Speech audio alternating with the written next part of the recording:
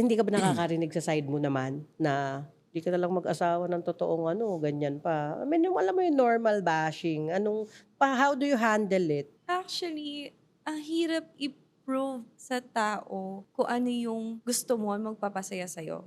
Madali nilang i-judge or madali nilang sabihin kung ano yung parang okay para sa'yo, pero hindi sila yung nasa katayuan mo. Pag love, love yan, dumating yan eh. Alam, pipili pa ba ako ng iba? Oo nga, 'Di hindi ba? naman kasi nila Actually, alam yun. sinasabi rin ng iba, bakit daw hindi daw yung ex ko naman, since nag-IVF kami ni daddy, Okey, oo, oo. nag-RIVF kami ni daddy. Mm. Sabi ko, sa mga nagko-comment pa nga lang, meron na silang tinatawag na ex mo naman. So, Parang differentiation bigla na. Anak niya to, tas anak niya to.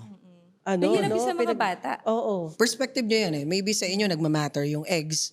O hindi namin kayo mabiblame. That's how you see things. Okay lang yun. Pero for us, this is what works for us. Dito kami masaya. Meron kaming direct contribution na pareho kami. Siya yung nagbigay ng buhay. May eggs ako. Ayun.